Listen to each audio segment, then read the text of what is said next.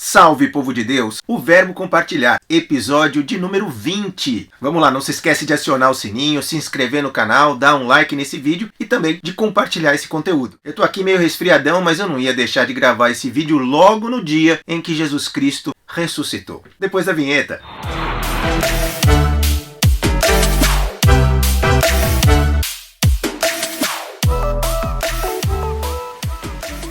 Depois de um sábado que foi provavelmente muito tenebroso para o pessoal que andava com Jesus, veio domingo. No Evangelho de Lucas, no último capítulo, no capítulo 24, tem aqui uma pergunta que, pelo menos para mim, é absurdamente constrangedora. Eu vou ler do comecinho, mas quando chegar na pergunta eu paro para fazer aqui o meu adendo. Capítulo 24 do Evangelho de Lucas. E no primeiro dia da semana, muito de madrugada, foram elas ao sepulcro. Elas eram as mulheres que auxiliavam Jesus Cristo no ministério, levando as especiarias que tinham preparado e algumas outras com elas. E acharam a pedra revolvida do sepulcro. Que pedra é essa? Depois de terem sepultado Jesus Cristo, os romanos colocaram uma pedra, provavelmente já ser uma pedra monstruosa, na frente da entrada do sepulcro, para impedir que as pessoas causassem qualquer tipo de tumulto, qualquer tipo de especulação em torno da morte de Jesus. E entrando, não acharam o corpo do Senhor Jesus. E aconteceu que, estando elas muito perplexas a esse respeito, eis que pararam junto delas 2 homens com vestes resplandecentes. Eram anjos, né? E estando elas muito atemorizadas e abaixando o rosto para o chão, eles lhes disseram: olha que pergunta é essa. Por que buscais o vivente entre os mortos? Não está aqui, mas ressuscitou. Lembrai-vos como vos falou, estando ainda na Galileia.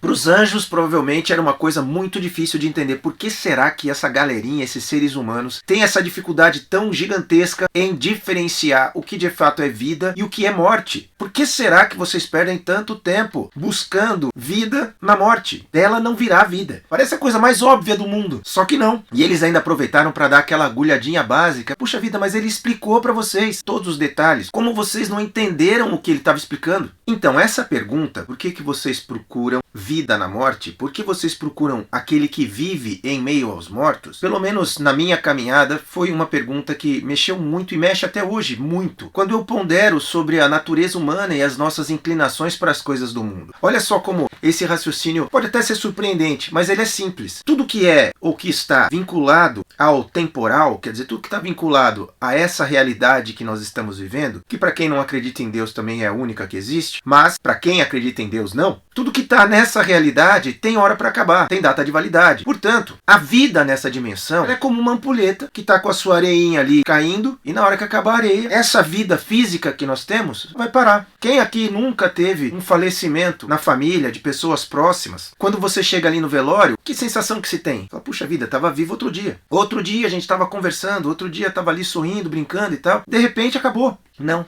Aí é que está o lance, não acabou. E é dessa perspectiva que eu entendo que procede essa mentalidade do mas por que vocês procuram tanto ter abundância de vida em coisas passageiras? Elas não têm como proporcionar plenitude, porque elas não são fonte inesgotável, elas estão em declínio. Todas as coisas dessa dimensão estão em declínio, sem exceção. Então pensa comigo, de repente você tem uma vida super limitada, com o passar do tempo, estudando e se esforçando e batalhando tudo mais, você consegue conquistar um padrão de vida mais elevado. E de dentro dessa realidade, você passa a ter acesso a coisas que antes não tinha. Se alimentar melhor, tudo bem. Praticar esportes, a cuidar do corpo, investir em casas, em carros, todo aquele monte de benesses que esse mundo pode proporcionar nesse tempo. Legal, você conseguiu chegar na condição de ter do bom e do melhor. Quantas vezes você não viu, ou você mesmo falou, de repente numas férias que você conseguiu tirar, que foi para um lugar mais legal, foi para um lugar que tinha uma paisagem maravilhosa, ou ficou hospedado num lugar muito legal, ou todas as alternativas, e estando ali, declarou: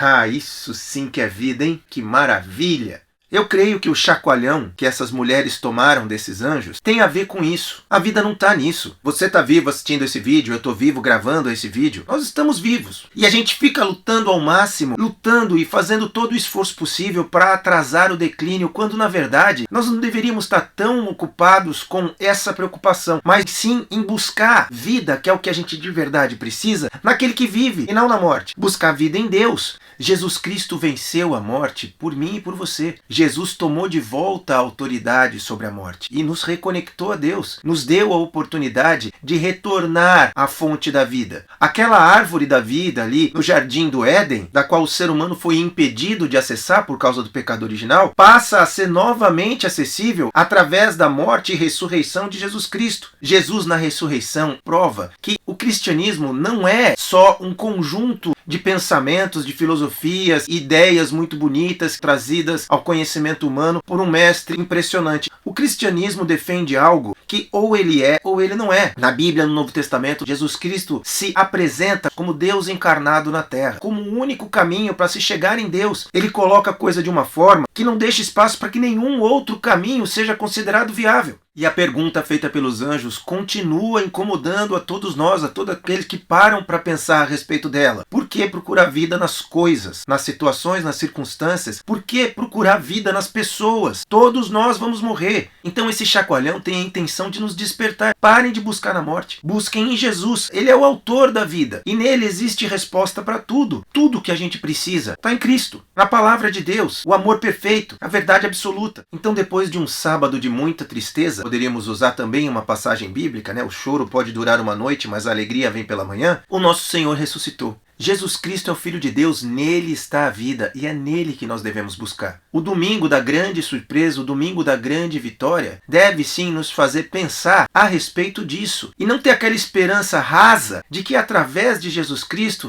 finalmente eu vou poder ter uma vida abundante com as coisas deste mundo. Chega a ser uma afronta um negócio desse. Mas Deus é amor e existe um fator muito positivo no tempo. Quanto mais ele passa, mais nós temos oportunidade de comparar o que de verdade vale a pena investir esforço nessa vida. E se você é realmente esperto, e eu acredito que você é, para só um pouquinho para pensar a respeito disso e responda a si mesmo. Será que você está procurando vida na morte? E se sim, por quê? Deus é bom, Deus é fiel e ele tem o melhor para nós. E o melhor para nós é eterno. Glória a Deus. Eu quero finalizar esse vídeo com uma oração de agradecimento. E eu te peço para você orar junto comigo. Senhor Deus, em nome de Jesus, eu quero te agradecer do fundo do meu coração por ter a oportunidade, na verdade, no passado, tido a oportunidade de conhecer a Tua Palavra, ter contato com a verdade, ter contato com Jesus Cristo, com o Teu Espírito Santo, e 20 anos depois permanecer nessa caminhada, vivendo a cada dia um pouco mais da Tua promessa, do Teu trabalhar, da transformação que só a Tua Palavra pode proporcionar. E tudo isso, Senhor, sem sombra de dúvida não seria possível se o Teu Espírito Santo não estivesse agindo no meu interior e no interior de todas as pessoas que têm a oportunidade de serem alcançados por Ti. Continua, meu Deus, eu te peço, transformando a nossa mente para que nós não percamos tempo, Senhor, com as coisas da morte, mas a cada momento, Senhor, mais e mais envolvidos com as coisas da vida, com as coisas da eternidade, com o Teu reino, em nome de Jesus. Amém e amém. Glória a Deus. Amém? Então, antes de terminar, mais uma vez eu te peço, não esquece de acionar o sininho, dar um like nesse vídeo, se inscrever no canal e compartilhar o nosso conteúdo. Fica na paz e até o próximo.